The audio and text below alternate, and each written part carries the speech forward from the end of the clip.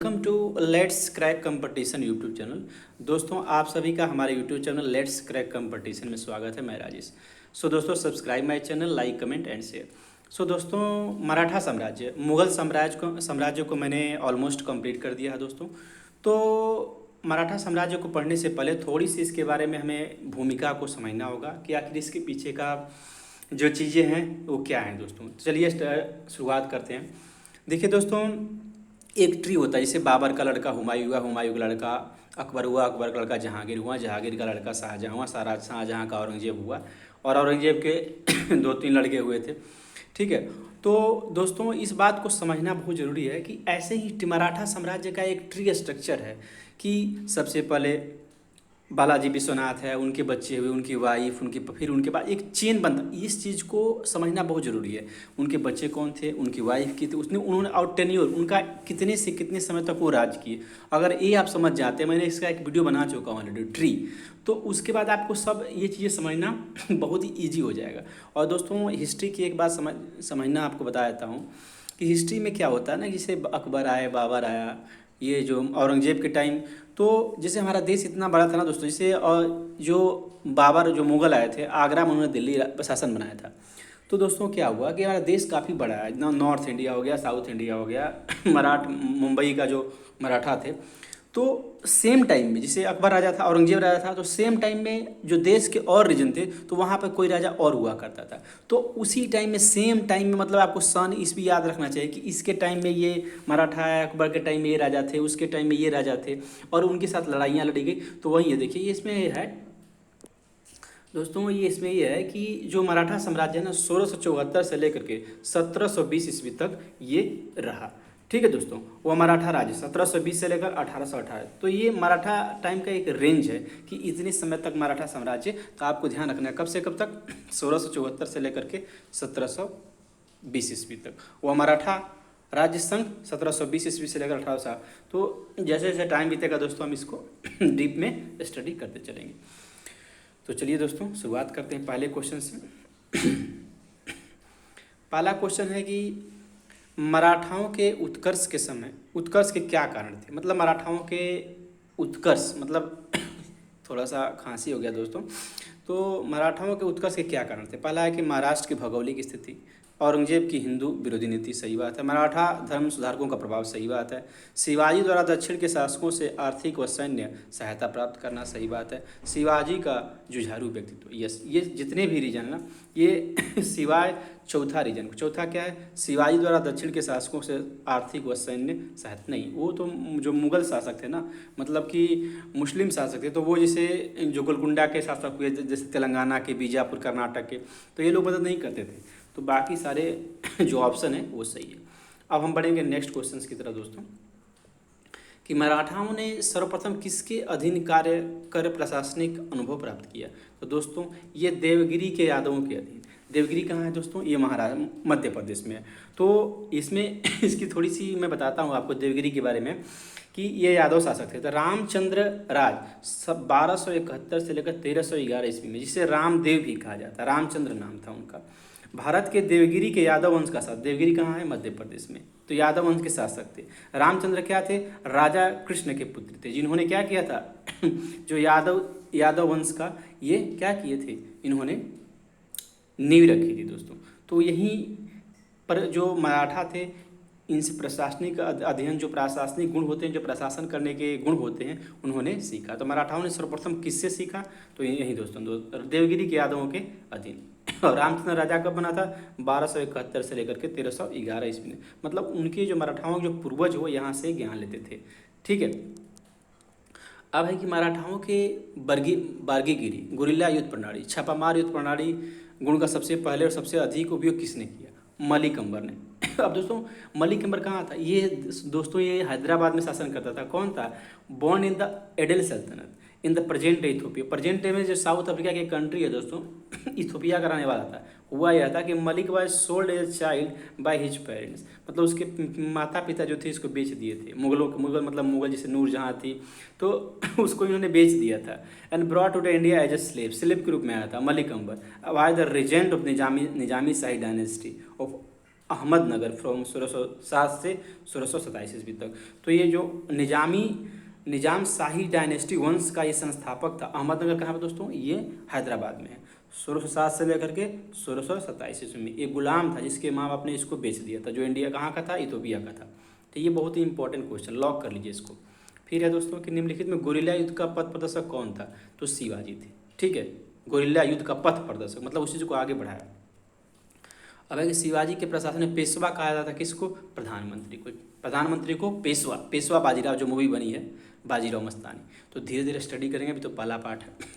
चौथ क्या था? पड़ोसी राज्यों द्वारा शिवाजी पर लगाया गया भूमिका। सही बात है दोस्तों, जो चौथ था पड़ोसी राज्यों द्वारा पड़ोसी राज्यों पर शिवाजी द्वारा लगाया गया भूमिका। सही बात है, जो पड़ोसी के राज्य थे उस पर जो शिवाजी ने एक चौथ कर लगाया था, जो कि भूमिकर था। पड़ोसी राज्यों पर शिवाजी द्वारा लगाया गया भूमिकर। अब एक मराठा राज्य का संस्थापक किसे कहा जाता था? तो यह है बालाजी विश्वनाथ, मराठा राज्य का संस्थापक। तो दोस्तों इसमें क्या था कि इनका देखो जो संस्थापक थे 1713 से लेकर 1720 ईस्वी तक। ठीक है, तो इसमें क्या था दोस्तों कि बालाजी विश्वनाथ एक ब्राह्मण थे और उनका जीवन एक छोटे से राजस्व अधिकारी रेवेन्यू ऑफिसर थे। 1699 से लेकर 1708 ईस्वी तक बालाजी धनाजी यादव की सेवा में रहे। धनाजी यादव मतलब क्या थे भी स्टडी करेंगे। और इसके बाद एक 1708 ईस्वी में उसकी मृत्यु के बाद उनके पुत्र चंद्रसेन यादव के ताराबाई के पक्ष में मिल जाने पर बालाजी विश्वनाथ को साहू जी की सेवा में आने का अवसर प्राप्त हुआ। साहू जी कौन थे दोस्तों? ये शिवाजी के पुत्र थे।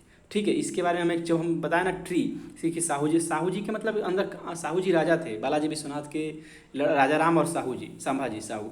तो मतलब राजा राम हो गए और मतलब कि एक थे। हम इसकी जब ट्री स्ट्रक्चर पढ़ेंगे तो कि राजा राम थे और संभाजी के पुत्र साहू जी थे, तो ये राजा बने थे, उनका ये संरक्षक था। जब ट्री पढ़ेंगे तब आपको समझ में आ जाएगा कि मैं वीडियो का लिंक शेयर कर दूंगा कि तो बालाजी विश्वनाथ क्या थे? उनके संरक्षक थे, उनके यहाँ काम करते थे रेवेन्यू अधिकारी के रूप में 1713 से लेकर 1720 ईस्वी तक। लेकिन उन्होंने बहुत सारे कार्य किए थे। साहू ने 1708 ईस्वी में सेना के व्यवस्थापक बने, पदवी दी और नई सेना का गठन और देश में शांति और सुव्यवस्था का कार्य सौंपा गया। तो बालाजी सेवाओं में प्रसन्न होकर 1713 ईस्वी में साहू ने उन्हें पेशवा का मुख्य यानी पेशवा का पद दे दिया। इनके कार्य से प्रभावित होकर के साहू जी ने उनको मुख्य प्रधानमंत्री का पद दे दिया था। तो यही क्वेश्चन मोस्ट इंपोर्टेंट, लॉक कर लीजिए दोस्तों। धीरे धीरे हम उनके मैं लिंक दे दूंगा, एक वीडियो बना चुका हूँ ऑलरेडी इस पर। अब एक निम्नलिखित यूरोपीय शक्तियों में किसने शिवाजी को तोपें प्रदान की थी? तो अंग्रेजों ने क्या किया था? शिवाजी को तोप प्रदान की थी। अब है कि शिवाजी ने मुगलों को किस संधि के द्वारा किलों को हस्तांतरित किया था? पुरंदर की संधि। आपको पता है ना कि जो औरंगजेब था बार बार आक्रमण करता था। 1665 में शिवाजी और राजा जय सिंह प्रथम औरंगजेब के प्रतिनिधित्व में पुरंदर। राजा जय सिंह कौन था? औरंगजेब का प्रतिनिधि था, राजपूत शासक था। पुरंदर की संधि हुई, ट्रीटी ऑफ पुरंदर पर हस्ताक्षर, और इस संधि के अनुसार मराठों को कई किले मुगलों को देने पड़े और शिवाजी औरंगजेब से आगरा में मिलने के लिए सहमत हुए। शिवाजी अपने पुत्र संभाजी को भी आगरा भेजने के लिए तैयार हो गए और इसने संभाजी को क्या कर लिया था? कैद कर लिया था। लेकिन शिवाजी क्या थे?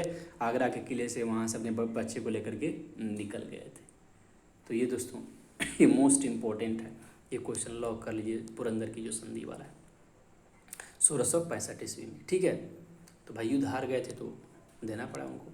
शिवाजी राज्य का आपको पता है ना कि औरंगजेब ने शिवाजी पर कितनी बार, तो वहीं शिवाजी हार गए थे इस युद्ध में।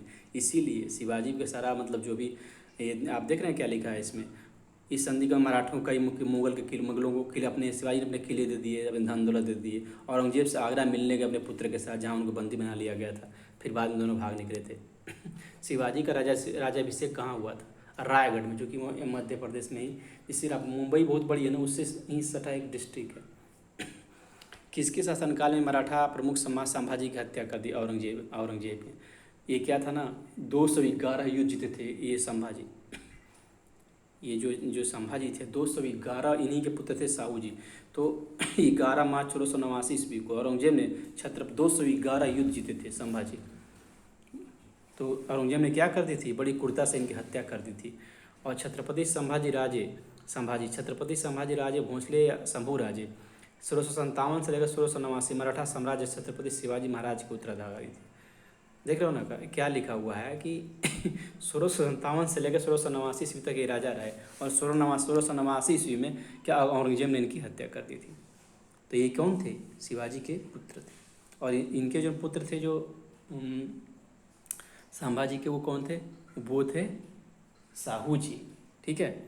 अब ताराबाई भी आती हैं जो राजा राम के साथ मतलब उनका, ठीक है, तो उनके बारे में भी हम स्टडी करेंगे। पहले हम इसको जब ट्री पढ़ेंगे ना तब समझ में जाएगा कौन किसकी वाइफ थी। पहले इतना समझिए कि जो संभाजी थे साहू जी के लड़के थे और उनके लड़के साहू जी थे। ठीक है।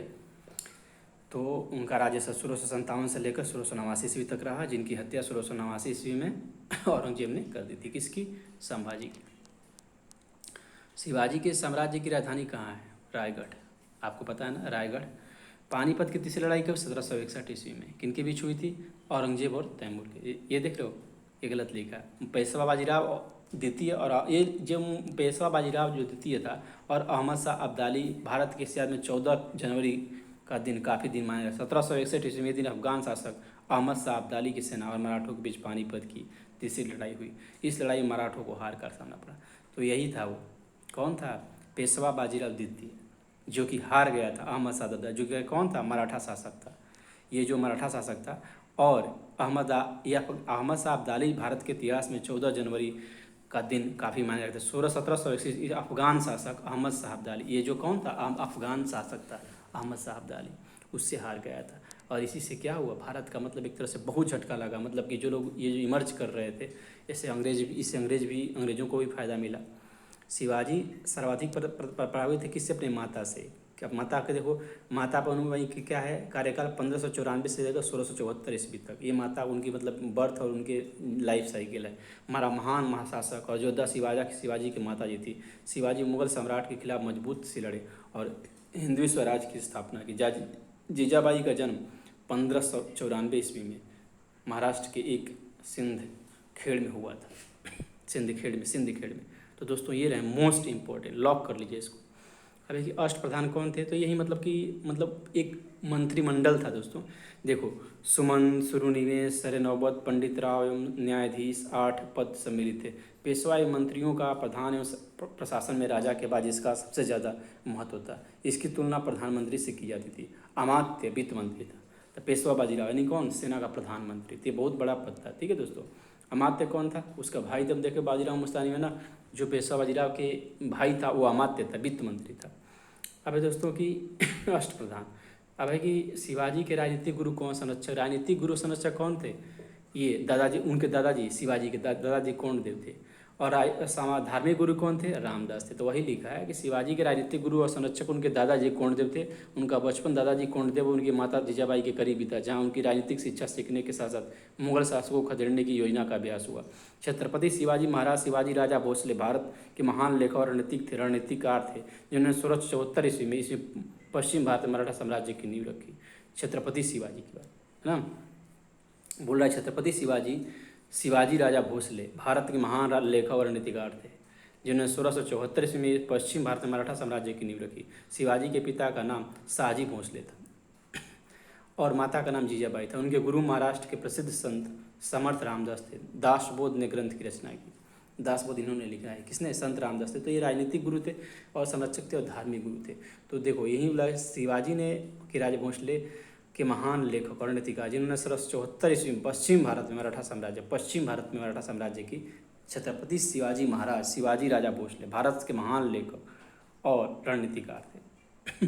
तो दोस्तों ये मोस्ट इम्पोर्टेंट है, आप इसको लॉक कर लीजिए। ठीक है। आप कुछ भी डाउट हो तो इसमें आप पूछ सकते हैं। फिर इसके बाद दोस्तों हम आगे बढ़ते हैं। ठीक है, कि अब सूची है उसको मैच करना है कि यह है पहला शाहजी भोसले कौन थे। देखो पहले का पहला ऑप्शन ये है, शाहजी भोसले कौन थे?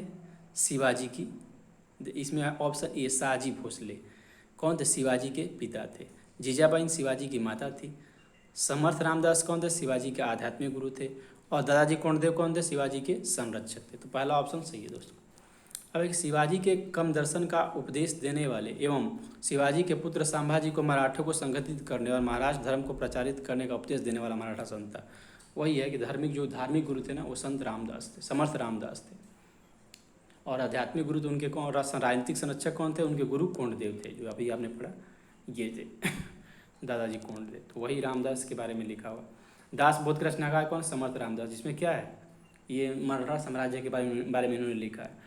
और लॉर्ड वेलेस्ली जो सहायक संधि था स्वीकार करने वाला पहला मराठा सरदार तो वही था, पेशवा बाजीराव द्वितीय था। जो कौन था? ये 1761 ईस्वी में हार गया था युद्ध। कौन सा? पानीपत का तीसरा युद्ध। बाजीराव आज the son of former Peshwa Raghunath Rao and his wife Anandibai. Shrimant Peshwa Bajirao द्वितीय 10 जनवरी 1775 से लेकर 1851 ईस्वी was the 13th and the last Peshwa of the Maratha. ये लास्ट पेशवा था। इसका देख रहे हो कार्यकाल क्या है? श्रीमंत पेशवा 1750 मतलब कि 75 में इसका जन्म हुआ था और 28 इसका टेन्योर है 1775 में और 1851 में। वाज द 13th और last Peshwa of Maratha empire. तो इसका मतलब कि जो टेन्योर के बारे में यहाँ नहीं लिखा है, लेकिन ये 1851 तक मतलब से पहले ही राजा रहा था। ठीक है दोस्तों, तो यही था पेशवा बाजीराव। जो इसने सहायक संधि में क्या था कि मतलब इसमें ये मॉडर्न हिस्ट्री का पार्ट है कि आप सेना का खर्चा, इसमें अंग्रेजों ने चाल चली थी कि आप सेना का खर्चा उठाओगे और सेना आपकी रक्षा करेगी। तो जिससे अंग्रेजों को सेना का खर्चा भी बढ़ जाता था और उसके सेना उसके लिए काम करते थे। तो यही पेशवा बाजीराव द्वितीय था जिसने क्या किया था, जो लॉर्ड वेलेस्ली से सहायक संधि को स्वीकार करने वाला पहला राजा था। तो दोस्तों subscribe my channel, like comment, कुछ भी डाउट हो दोस्तों आप तुरंत मुझे कमेंट करो, मैं तुरंत आपको रिप्लाई करूँगा। थैंक यू दोस्तों, 1 सेकेंड।